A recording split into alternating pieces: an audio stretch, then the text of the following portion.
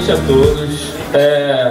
Cara, é um prazer imensurável ver tanta gente assim motivada por Tolkien, por literatura, por fantasia, por Terra-média, seja lá a nominação que for, é um evento assim bem louvável.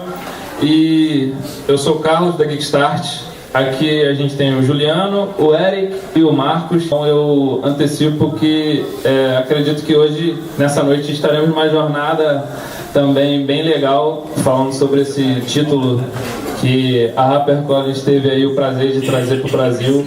E esse evento aqui está acontecendo no mundo todo, e a gente está aqui no Rio de Janeiro, está acontecendo também no Brasil. Então é um fato, é uma história que a gente está fazendo hoje nessa data. Então eu queria primeiramente uma salva de palmas a todo mundo aqui presente.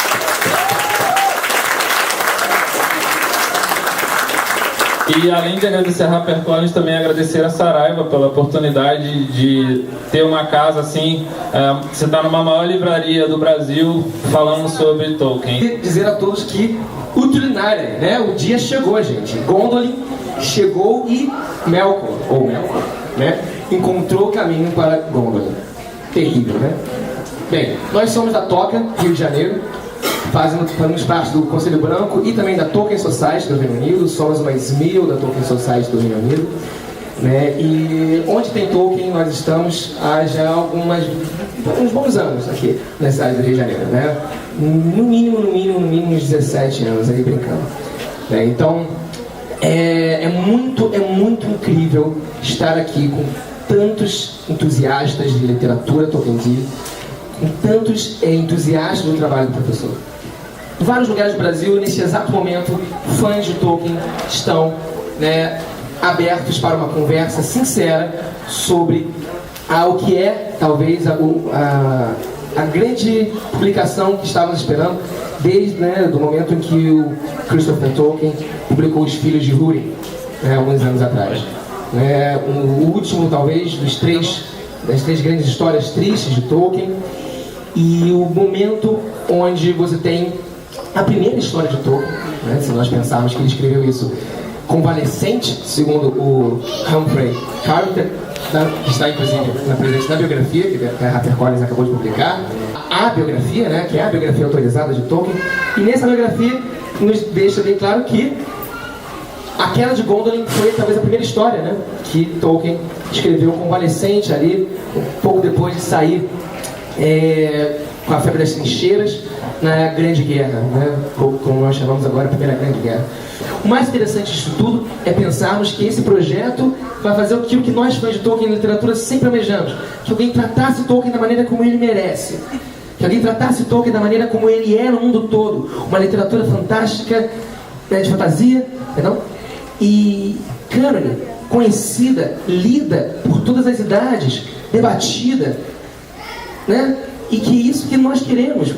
E isso que, aparentemente, pelo que a HarperCollins está nos mostrando aqui, é o que ela está nos oferecendo.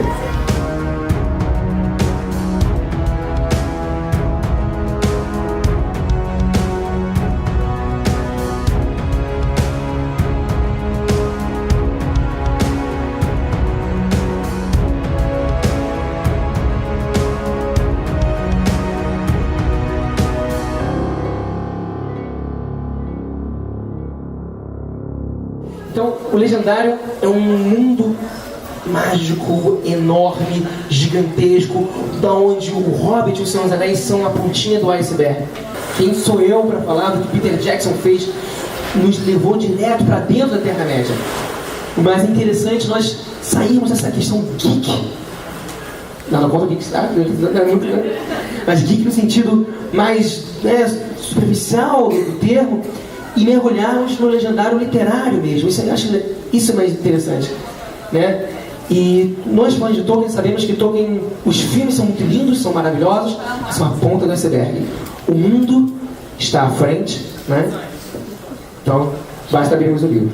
De qualquer livro que você vai lendo assim do Tolkien, você vai percebendo todos esses detalhes e você vai se emocionando e você vai se entrando junto, acompanhando, querendo vivenciar aquilo também. As obras do Tolkien, elas se destacam justamente porque você consegue ver ele falando intimamente com o leitor através dos personagens, né? Você vê pelos conselhos que ele dá para o Frodo, você vê a relação do Frodo junto com o Gollum, o Sméagol, né? Que não é uma relação de pena, mas ele tentando compreender aquela criatura tão complexa, está sentindo como ele chegou àquilo, né? Você vê isso durante a escalada de Kirith Ungol, quando o Gollum observa os dois hobbits dormindo e ele percebe que um dia ele já foi aquilo, aquela criatura inocente, aquela criatura livre de coisas ruins e que agora ele se lamenta. Então você vê tudo isso dele trabalhando num personagem e você se identifica com isso. Os tradutores da HarperCollins no Brasil são o Reinaldo, o Tillion é o nome do Gabriel Leiva Brum, Navalho, o nick dele, e o Ronald Kirnsey, que é um cara que também, ele já está nesse meio aqui no Brasil, ele é inglês, ele está nesse meio aqui no Brasil desde os anos 70, salvo 80. O Reinaldo tem mestrado e doutorado em Tolkien, aqui pela USP, salvo engano, e é muito legal ver que o fandom de Tolkien foi formado nos anos 80 e 90, foi amadurecendo, foi fazendo carreira acadêmica, carreira profissional, e agora são os tradutores dos maiores trabalhos de Tolkien no Brasil, né? Isso é muito legal para a gente ver. E o Reinaldo, ele é um dos fundadores do Conselho Branco.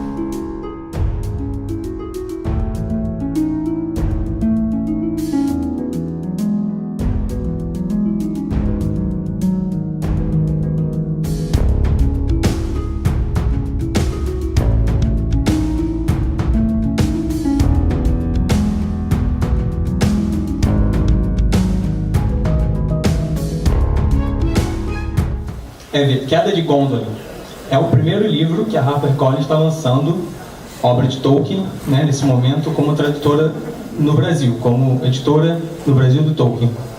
Ao mesmo tempo, é o último livro que está sendo lançado, editado pelo Christopher Tolkien em vida. Ele declarou que esse é o último livro que ele lança do pai dele.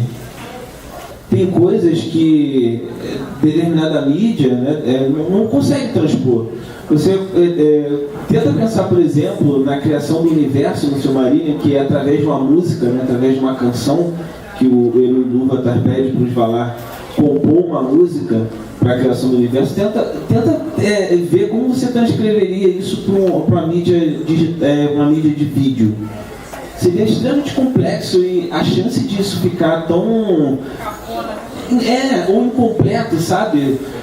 Não conseguir pegar a linguagem certa seria muito grande.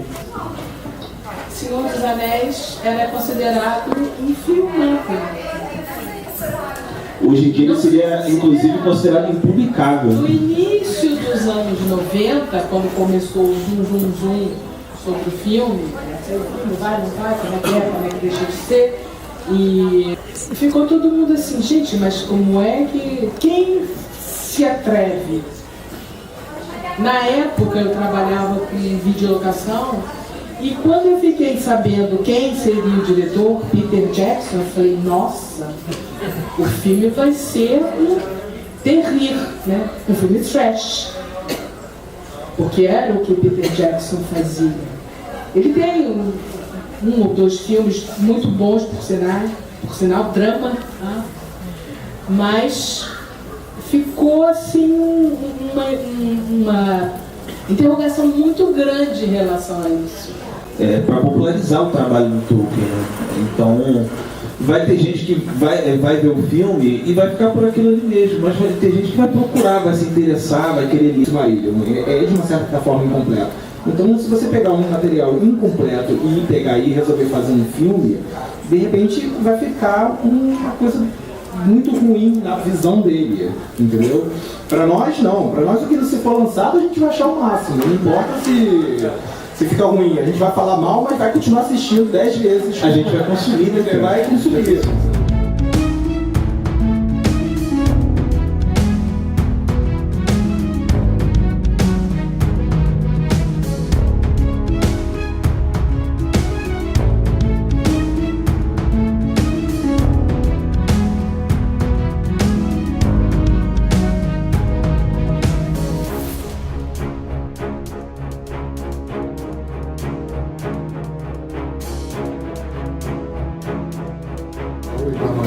Eu trabalho na HarperCollins, eu faço a coordenação da produção, então foi um grande desafio fazer essa obra. E eu, como fã, foi muito emocionante, muito difícil fazer, tá? Eu queria falar um pouco das partes técnicas do livro, que vocês não têm acesso. Esses livros anteriores, que não são dele, mas são sobre ele, que tem acabamento em tecido, a gente teve cuidado de escolher essa geográfica aqui, é a melhor gráfica, talvez, do Brasil, entendeu? Com bastante cuidado. Tem uma parte técnica também, que os livros são organizados em cadernos de 32 páginas. Lá fora, como é que eles faziam? Eles botavam essas ilustrações coloridas entre cada caderno. E eles já encomendavam para o aluno ler com a diagramação. Então, eles tinham um projeto gráfico que se adequava em questão de custo. A gente aqui, a forma mais fácil de fazer, talvez fosse botar a imagem mais ou menos perto de onde fosse, para economizar e botar entre os cadernos, como foi feito lá fora. Mas a gente optou para imprimir um caderno inteiro colorido, para a imagem entrar exatamente depois da descrição, ou junto do lado. Entendeu? A gente teve, sim, bastante esmero nessa produção. Bom, que bom que todo mundo gostou. Eu muito feliz de ter participado. O design gráfico do livro, da contracapa, é de um brasileiro também, que desenhou as 12 casas élficas de Gondolin, tá? É do Alexandre Azevedo. É isso, Lúcio? Não tenho certeza, né? Mas acho que é isso mesmo. Alexandre Azevedo é um designer gráfico brasileiro que fez a contracapa aqui do livro, tá? Uma coisa bem bonita, bem... A mais bonita mundial, hein? E essa contracapa é só no livro brasileiro, não tem fora. E voltando para o livro, o Gondolin, assim como os filhos de Húrin, assim como Beren e Lúthien, tem mensagens universais, né? Mensagens de amor, mensagens de traição, mensagens de amizade, né? E eu acho que é isso que talvez nós possamos pensar quando olhamos para esse legendário nessa estética da literatura. E isso que eu queria, inclusive, passar para a palavra aqui, né, como eu estava falando antes, que é o quê? O que cada um aqui espera desse legendário? O que cada um aqui espera da Queda de Gondolin, mas também das outras publicações Tolkien, né, que serão publicadas ou que já estão por aí disponíveis.